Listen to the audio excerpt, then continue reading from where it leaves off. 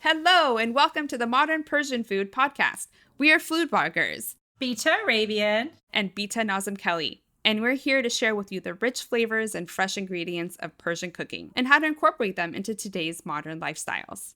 We're so excited to introduce you to the flavors, tastes, and techniques we use and our own stories growing up in Persian American families. Thank you so much for joining us. So today, episode number 2, we're so excited to talk about spices. It's the foundation of what makes Persian food unique. It sets us apart. The aromatic smells and tastes of saffron, turmeric, cinnamon, and more.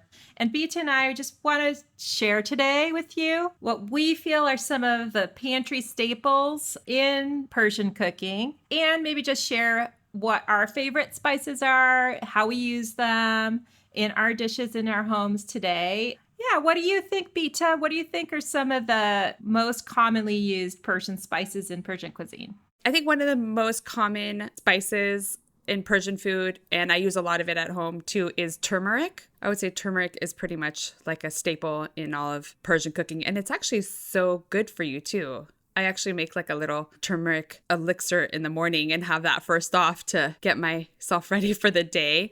But turmeric is great. Really just add it to almost every ingredient, pretty much at the beginning stages of a recipe. After frying some onions or, as the base, we'll add the turmeric and bloom it a little bit in the hot oil.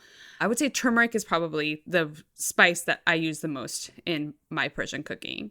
Your favorite spice, though, is the spice that is acclaimed and coveted in all of Persian cooking, saffron. Why don't you talk a little bit about saffron? Yeah, I'd love to talk about saffron. So saffron is probably most commonly used on rice, and it comes in many forms. The way that I use it is I like to use it on chicken and meats.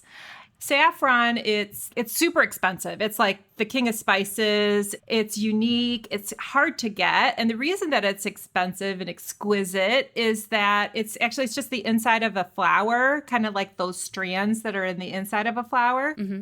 And to collect enough of them takes quite a few, as you can imagine, flowers. And then they come in sort of like a dried form, which to get it to be how it's traditionally used, what I do is I grind it with the back of a spoon on a hard bowl to get it in a powder form. Like a mortar and pestle? Exactly. I don't have one. And so I just use a spoon in a bowl, and then I boil water. So for about a quarter teaspoon of ground saffron, I would use about 2 tablespoons of boiling water to get a beautiful yellow. It's fragrant. It makes it colorful. Mm-hmm. That's how it's traditionally used, is to pour it on top of your rice or into your stew to get those aromatic flavors. And to me, the smell, right? Smell and taste are really similar sensations to me. And so when we say aromatic, that's what I'm talking about, and you can smell it. And so when you said that you like to put turmeric in your onions, I bet the smell is just out of control. Yep. And one of the forms that we've discovered, my sister-in-law actually told me about, is a saffron spray. Have you heard of saffron spray? Yeah, I have. I've never actually used it, though. The saffron spray saves the step of needing to grind it. And so for our modern lifestyles, and we just want to save a couple of steps,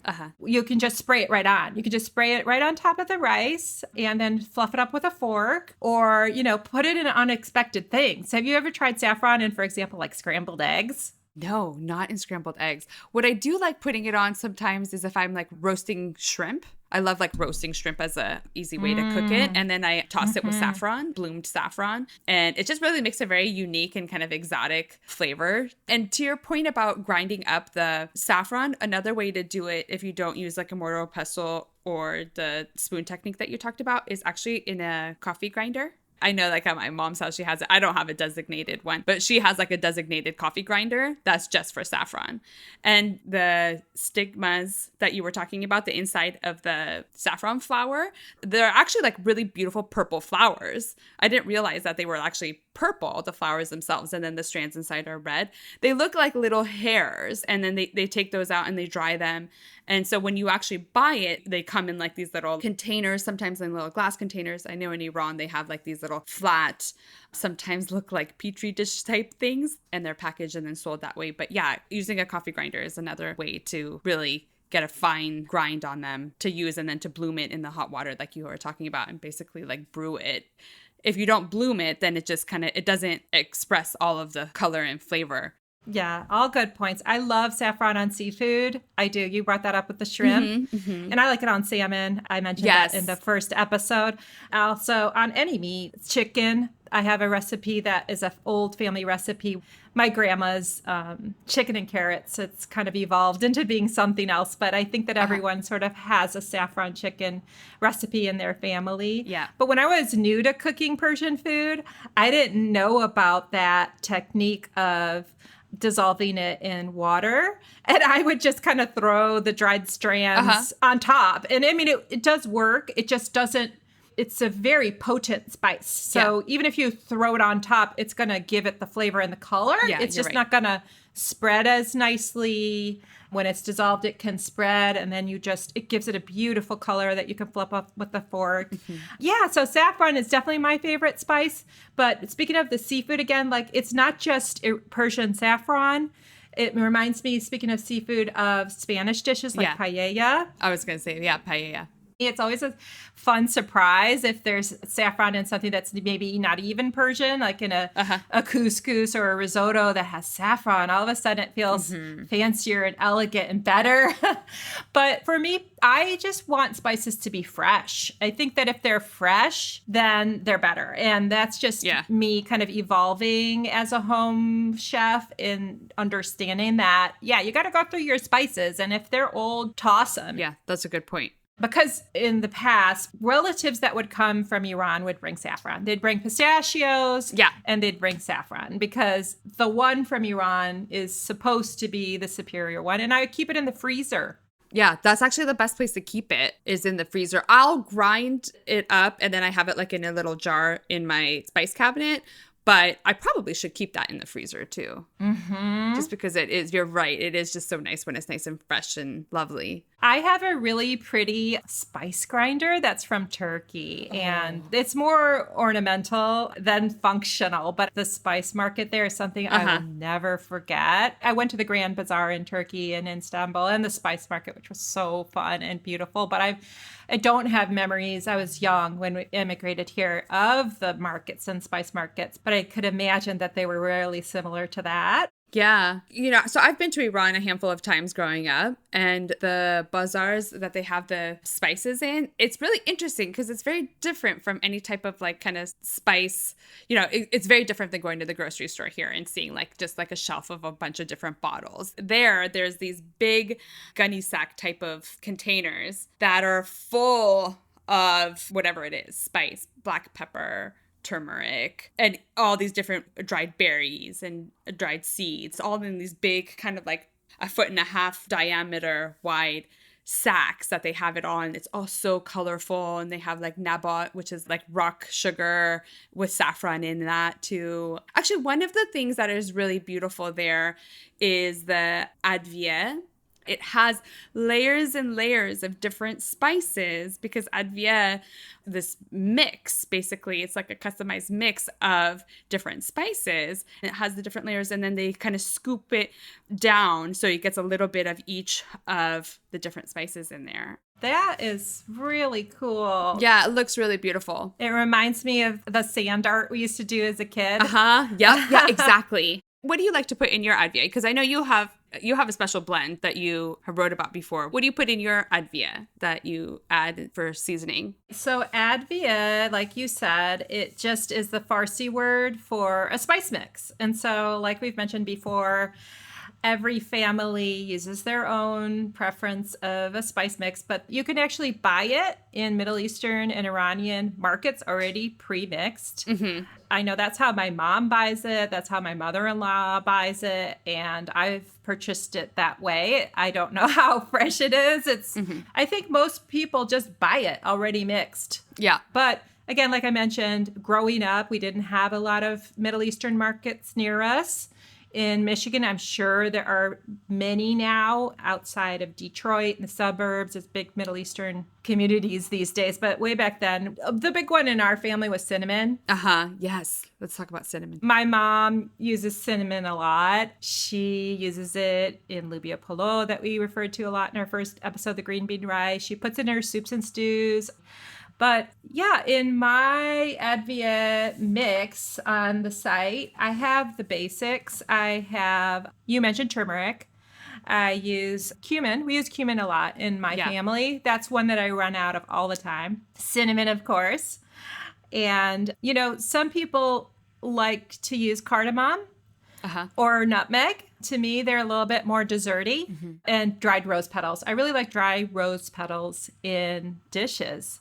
I've even put it in Lubia Polo. I keep talking about Lubia Polo, but dried rose petals not only make it beautiful, mixed rice, but it also adds an interesting flavor. Oh, that's interesting. I haven't used a lot of dried rose petals like Gole Mohammadi, I think they sometimes call it. I know it as like you can decorate your yogurt with it and some more like very dessert type of things to make, but I haven't actually used it in savory cooking. Really. And cardamom is a big one too. Very Persian. Yes. It's one that's in tea. Yes. Yeah. So cardamom is so beautiful. It's the little pods, and inside of the little pods, the small little cardamom seeds. And you can either leave it whole or you can grind that up too, right? Yes, absolutely. And so when you brew tea, we'll have an episode just on tea and how to make tea. But yeah, you could have that seep with the tea and brew, and it adds such a lovely, delicate flavor. The orange blossom is delicious with cardamom. I have put it in oatmeal. Talk about modern ways. So I make oatmeal in my pressure cooker, and you can make it in an Instant Pot enough for the week. So you can even make oatmeal in a rice cooker, but to put like little essences of cardamom and orange in there, it just makes it really interesting and different. Yeah. That reminds me of, halim. Halim is like a type of oatmeal. I actually make a version and actually call it porridge. Basically like slow cooking the oatmeal and adding broth, and usually they make it either with turkey or I'll make it with like chicken. I'll even use like rotisserie chicken, honestly, and like shred it up and put it in there, and then sometimes use a hand blender to just smooth it out after I've cooked the oatmeal. The traditional way that they serve that is they'll let it cook overnight in like Iran. They'll let it cook overnight, and then in the mornings you go with your own little pot to the place that sells the halim, and they fill your pot up and then they weigh it and then you pay for it. But the way that I like to make it is I'll just cook the oatmeal with the broth and the shredded meat. And to serve it, the traditional way to serve it is actually put melted butter, cinnamon, and sugar on top of it, which is pretty like decadent for like a morning thing, but it's a very cozy, comforting type of meal. And actually, like when my kids were little, like they would eat that, and like I would be very happy because it has like oats and it has protein, and we'll add a little cinnamon. So cinnamon is something that's definitely a part of that dish. But cinnamon in general, to your point, like I love adding a little bit of cinnamon to even when I make Asheh Reshteh, which is the Persian noodle, the hearty soup with all the beans and the greens and noodles. I'll put a little bit of cinnamon in it, and it's just like a little bit of a je ne sais quoi of like, what is that flavor? And it's just like, it's a little bit of cinnamon. I've started to like actually add a little bit of cinnamon to a lot of different recipes. It's just like if I'm adding a bunch of spices, I'll just put a little bit of cinnamon in there, and it's not a very strong cinnamon flavor. You can't actually even discern that it's cinnamon, but there is just something that's like a little bit more warming to it. It makes it taste really delicious. Oh my goodness, yes. My husband is going to be so hungry when he listens to this. Halim is one of his favorite things. Halim is that porridge that you call the oatmeal with the meat and the cinnamon. And so my mother-in-law makes it. She uses the leftovers from the Thanksgiving turkey. And he gets just so much halim after Thanksgiving. And it is such a comfort food for him. I didn't really grow up eating it, but I know that it's something that's so good and delicious for him. And I'm obsessed with cinnamon. So in addition to being a food blogger, I'm also a family nutritionist. In my coaching practice, I preach cinnamon in everything because it has that sweet flavor without needing to add added sugar. So yeah, I love it in Persian food, and I grew up eating it in Persian food. But we also put it in just about everything because of that, adding the sweetness without adding sugar. So it's a beautiful spice, and it's really versatile in both savory and sweet. Yeah. Oh, we should totally talk about sumac. Oh, yes, we totally should talk about sumac. Somar, if you want the Persian way to say it, somar. I think of somar like the main way that I think we all eat somar is on top of kebabs. Mm-hmm. So sumac is actually the dried sumac berry. It's dried and ground up, and it's a lemony, tart, brown colored, basically condiment that we add to food. And the traditional way is on top of kebabs, but there's so many new ways to use sumac. I mean, I feel like sprinkling it on salads or like cucumbers or tomatoes or yogurt. Those are all like really fun ways to kind of add flavor, a tartness, and a real Persian flavor to sometimes not even Persian dishes. Samar, how did I do? Yeah, you did great. Oh, good. Samar. Yeah. So what I associate samar with is kebab and restaurants. So when you go to a Persian restaurant, you probably will see a big glass receptacle shaker for samar. And when the food comes, it's like, pass the samar. Somebody pass the samar. And you put it on, like you said, that sour flavor is really good on meat, kebab. And then my family likes it on rice. They put it all over their rice. And when we're home these days, if we get takeout from a Persian restaurant, they will often have little packets. Yeah, I love that. You know, we do have it at home. So if we are barbecuing, even if we're making, I don't know, carne asada, it doesn't have to be Persian food. My family will still use samar and then put it kind of on everything. And it gives it to us sort of like a restaurant feel, like we're out. Yeah, it's delicious. I'm starting to see it all over too. Different recipes and roasted vegetables, and have a little bit of samar afterwards, like as a seasoning, like salt. One way that I don't want to forget is mint. Yeah. We're going to have, I think, a whole episode about fresh herbs because it's such a big part of our cuisine. Mm-hmm. But I'm talking about dried mint.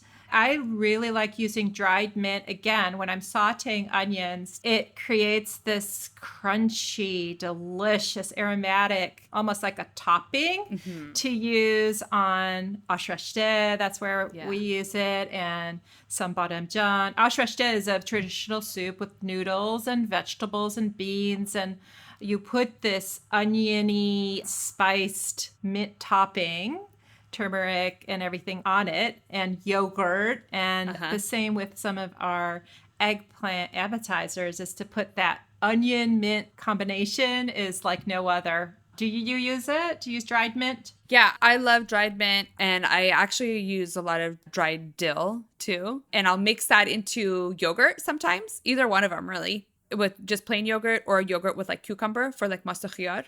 And I'll mix it up, and it adds just such a beautiful depth of flavor when you add the dried herbs into it. Definitely on top of Asheh Reshteh. I also add it to my Koo Koo recipe when I'm doing it. Even with like the fresh ingredients, I'll put dried mint and dried dill in there too. And that again just adds like so much flavor to it. Those are definitely pantry staples. Don't forget limu amoni. That's dried lime. Yeah. Dried lime is so interesting. When I talk about the sours in the stews and the Persian cuisine, that's what I'm talking about. And if I don't have it, I'll substitute lemon juice. But it's not quite the same. Limu amoni, the dried limes, are so sour, and they can be used in different ways. Tell me how you use them.